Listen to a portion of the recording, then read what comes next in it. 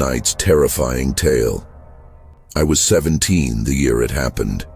The October air had just begun to shift, cool, dry, and brittle like old paper.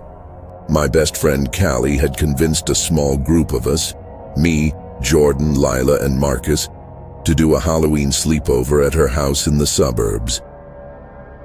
Callie's neighborhood was typical.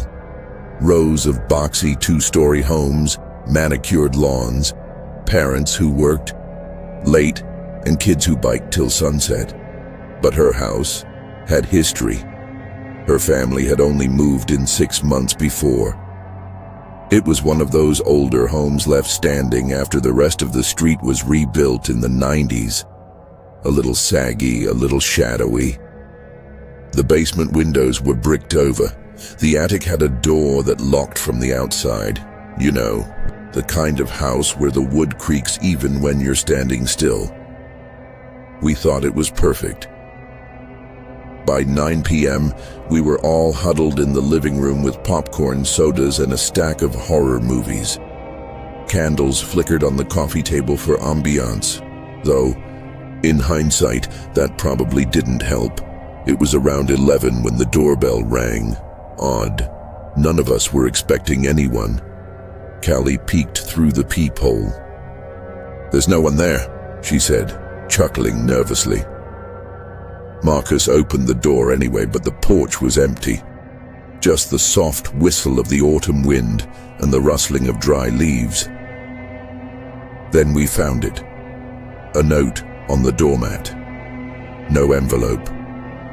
Just a yellowed scrap of paper folded neatly. Callie picked it up and read aloud. "You forgot us. Now we'll remind you." We laughed at first, thinking it was a prank.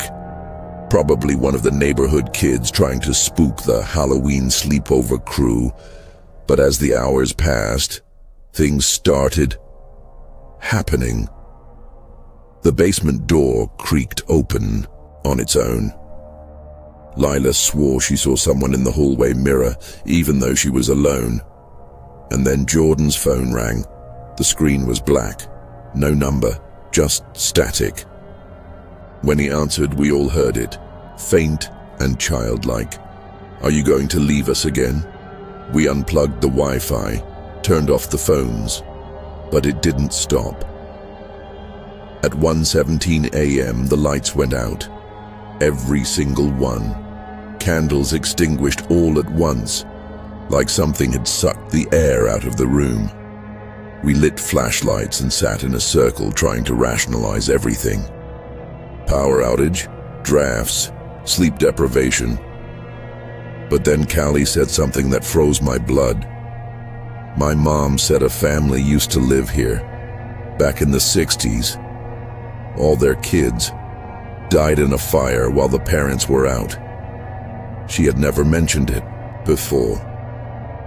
"She didn't want to scare me," Callie whispered. "But she said people see things, hear crying, whispers in the walls. And then, as if summoned, we heard it too. A giggle. From the hallway, not playful, not innocent. A giggle twisted by pain. We followed it. That's when we found the attic door, wide open, even though Callie swore it had been locked for years. Inside were 4 dusty child-sized beds, cobwebbed toys, and the scorched remains of old dolls. The smell of smoke hung faintly in the air. A wooden block rolled across the floor toward us, then a whisper all around us, like it was in our ears and behind our eyes at the same time. "Play with us." Forever. We ran. We didn't even grab our stuff, just bolted out of the house and into the night. Callie moved in with her aunt the next day. Her parents sold the house that winter. The new buyers lasted a week.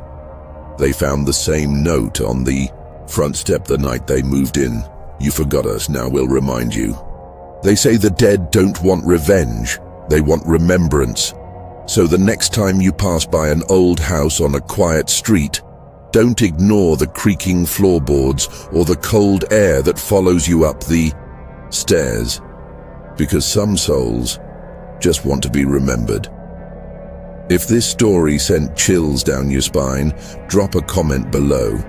Share this with someone who swears they don't believe in ghosts, and see if they sleep with the lights on tonight.